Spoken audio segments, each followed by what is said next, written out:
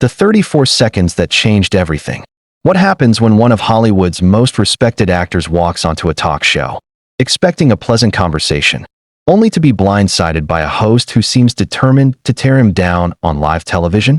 In just 34 seconds, Lorraine Kelly went from greeting her guest with a smile to making a comment so outrageous that it would lead to the most shocking walkout in daytime TV history. The morning looked ordinary. The audience sat quietly. The cameras were perfectly aligned, lights balanced with professional precision. George Clooney was set to be the highlight, there to talk about a new film and his ongoing humanitarian efforts. Everyone assumed it would be smooth, charming, and effortless. The kind of interview that fills morning TV with warmth. George stepped onto the set with his familiar smile, waving as the audience applauded. He wore a simple gray suit, classic, understated confidence. Lorraine rose to greet him, her expression bright and welcoming. "George Clooney, welcome to the show," she said with her well-practiced cheer. "Thank you for having me. It's great to be here," he replied. The first moments were soft, harmless chatter, weather, travel, light jokes. Then, like a switch flipping, the tone shifted. Lorraine leaned forward. "So, George, you've been in the business quite a long time now." George smiled politely. "I have.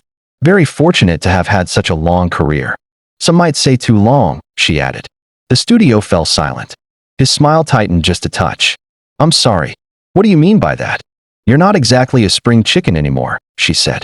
"When do you think you'll step aside and let the younger generation have their turn?" Whispers from the audience. This wasn't playful teasing. This was a jab meant to land. George kept his composure. "I think there's room for everyone in this industry. Age doesn't determine talent or relevance." But Lorraine didn't stop. She went straight into his marriage, insinuating it was a publicity move. George's calm face hardened.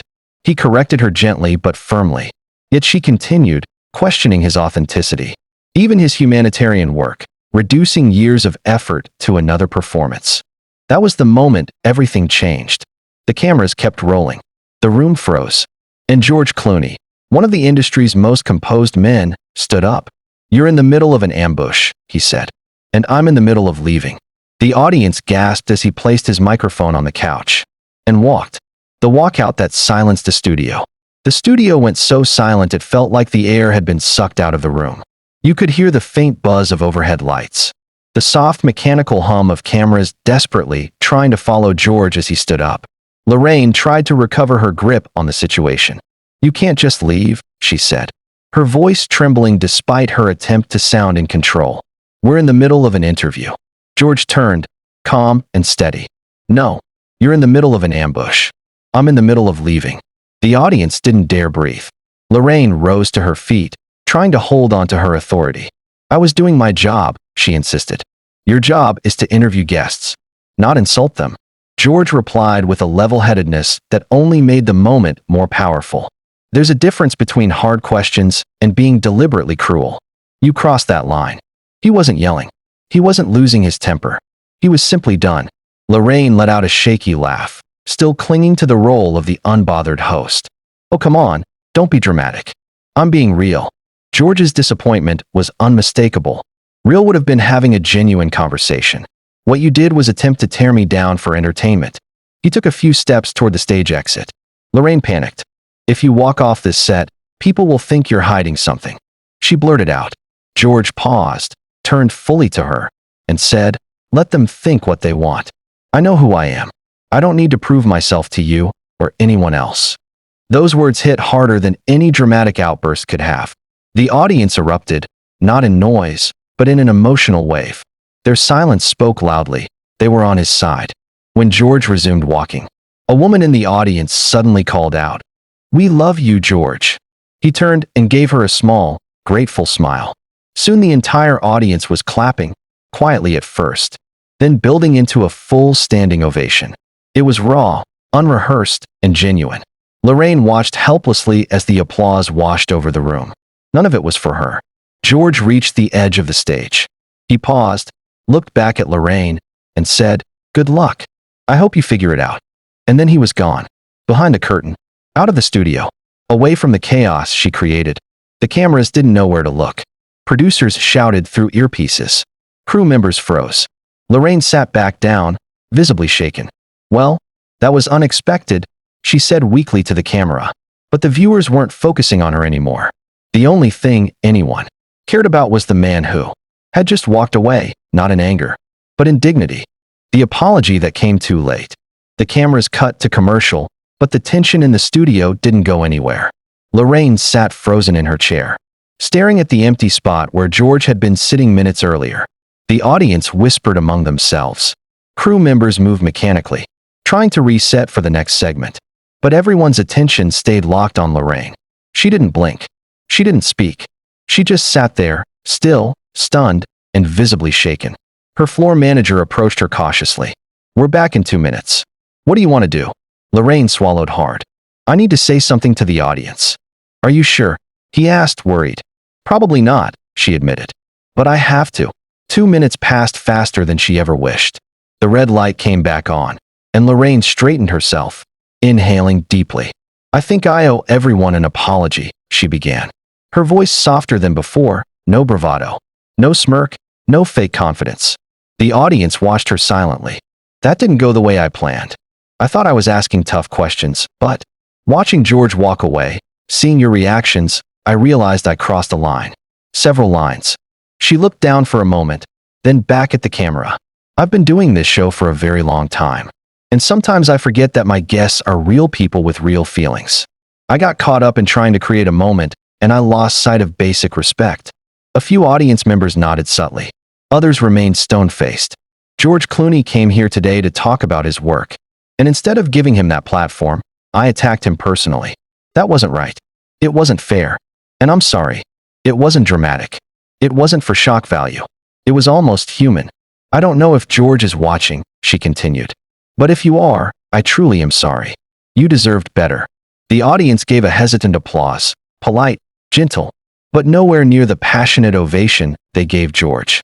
It was the kind of applause people offer when they appreciate the honesty, but can't forget the damage done. After the break, the next guest came on, but the energy was gone. Every question Lorraine asked sounded hollow. Every smile looked forced. Every attempt to regain normalcy fell flat. Behind the scenes, the real storm was already brewing. Staff were texting friends. Camera operators whispered about what they saw. Assistants were relaying updates.